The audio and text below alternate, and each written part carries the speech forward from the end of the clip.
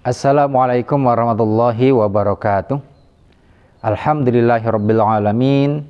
Allahumma shalli wa sallim wa barik ala sayyidina Muhammad wa ala ali sayyidina Muhammad, amma ba'du. Sahabat-sahabat sekalian, alhamdulillah saat ini kita sudah memasuki bulan suci Ramadan. Bulan yang kita damba-dambakan kehadirannya. Bulan yang dimana aktivitas di dalamnya kita pergunakan untuk ibadah kepada Allah Subhanahu wa Ta'ala. Saat kantuk, kita harus dipaksa bangun pada malam harinya. Kita harus dipaksa untuk menahan rasa lapar dan dahaga. Dan semua itu kita lakukan dengan riang gembira, dengan sukacita. Kenapa demikian? Karena semua itu tidak lain kita lakukan sebagai bentuk penghambaan diri kita kepada Allah Subhanahu wa Ta'ala, sebagai bentuk rasa cinta kita kepada Allah Subhanahu wa Ta'ala. Maka dalam menyambut bulan suci Ramadan ini, banyak hal yang harus kita persiapkan untuk diri kita masing-masing. Persiapan dari sisi lahiriah, jasmaniah, kemudian amaliyah, badaniyah, dan juga maliyah ataupun harta kita, agar Ramadan kita tahun ini benar-benar menjadi Ramadan yang sangat bermanfaat. Oleh karena itu, marilah kita manfaatkan pertemuan dengan bulan Ramadan tahun ini dengan semaksimal mungkin. Karena belum tentu Ramadan di tahun yang akan datang kita akan berjumpa kembali. Ibarat sebuah pertandingan sepak bola, para pemain sepak bola saat akan menghadapi pertandingan, mereka akan mempersiapkan diri dengan sebaik-baiknya. Begitu juga dengan kita sebagai seorang muslim. Ramadan adalah lapangan bagi kita. Ramadan adalah tempat yang sangat luas yang Allah persiapkan bagi hamba-hambanya. Di dalam bulan Ramadan, Allah meluaskan rahmatnya.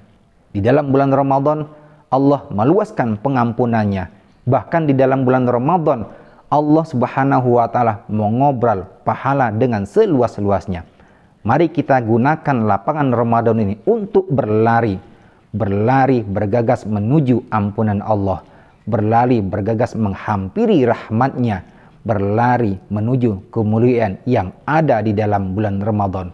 Karena begitu luasnya yang Allah berikan dalam bulan Ramadan ini, maka merugilah orang-orang yang menjumpai Ramadan tetapi ia tidak mendapatkan ampunan dari Allah saat Ramadan berakhir.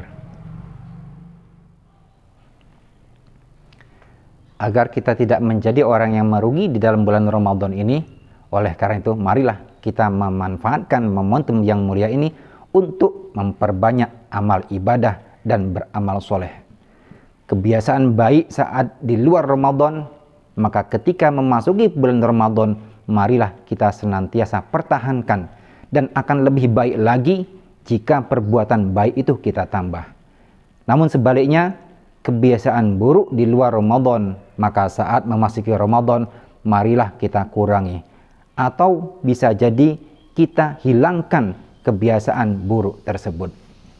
Bagi sebagian orang, bangun malam untuk melaksanakan sebuah ibadah itu adalah hal yang sangat berat untuk dilakukan.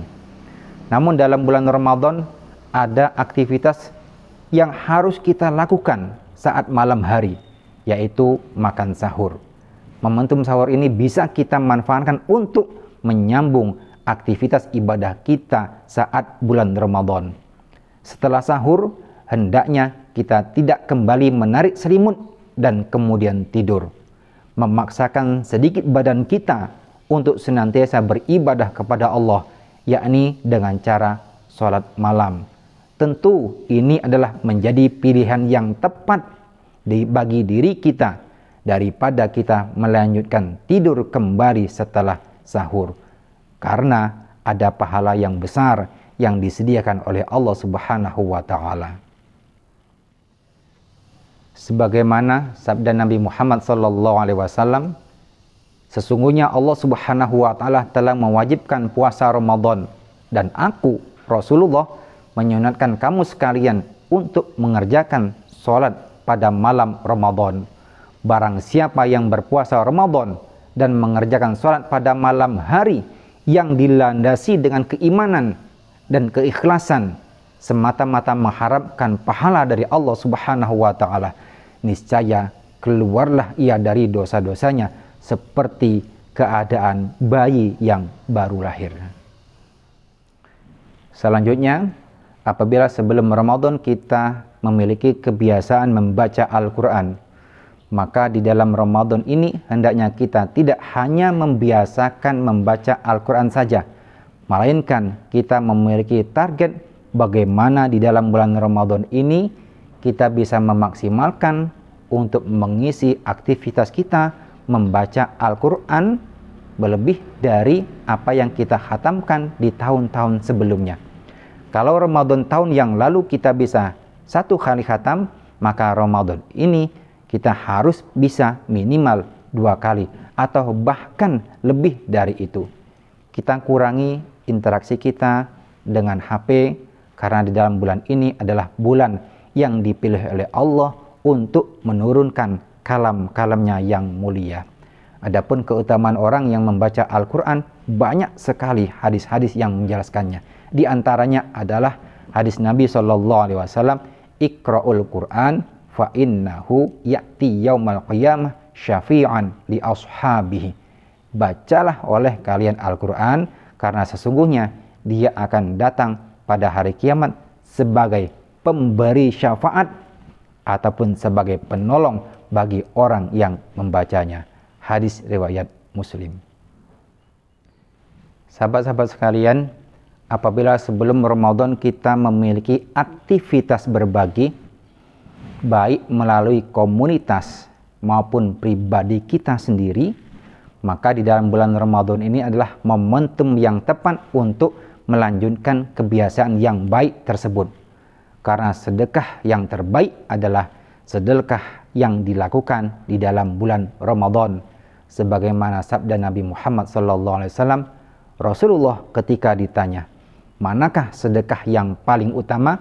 Kemudian beliau menjawab, yaitu sedekah yang dilakukan di dalam bulan Ramadan. Kemudian sebagai manusia biasa, tentulah kita juga memiliki kebiasaan-kebiasaan yang kurang baik. Barangkali ada di antara kita yang memiliki kebiasaan ghibah, menggunjing atau membicarakan keburukan-keburukan orang lain. Maka ketika masuk bulan Ramadan ini, hendaknya kita kurangi kebiasaan yang kurang baik tersebut. Atau mungkin bisa kita hilangkan secara total. Karena menggunjing, membicarakan keburukan orang lain, itu dapat merusak pahala puasa kita. Sebagaimana sabda Nabi Muhammad SAW yang artinya, orang yang berpuasa itu tetap dalam beribadah semenjak subuh hingga sore harinya, selagi ia tidak menggunjing orang lain. Tetapi jika ia menggunjing orang lain, ia telah melubangi ataupun merusak puasanya sendiri. Hadis riwayat Imam Ad-Dailami dari Ibnu Abbas. Sahabat-sahabat sekalian, sejatinya perintah puasa tidak hanya sekedar perintah menahan dari lapar dan minum saja, tetapi juga mencakup perintah menahan diri dari segala hal-hal yang dapat merusak pahala ibadah puasa kita itu sendiri. Tidak sedikit orang-orang yang berpuasa, tetapi ia tidak lebih hanya mendapatkan lapar dan dahaga saja. Semoga kita senantiasa diberikan kesempatan oleh Allah untuk memanfaatkan momentum pertemuan dengan bulan Ramadan tahun ini, dan mudah-mudahan kita senantiasa selalu berada dalam petunjuk dan hidayah Allah Subhanahu wa Ta'ala. Billahi taufiq wal hidayah. Wassalamualaikum warahmatullahi wabarakatuh.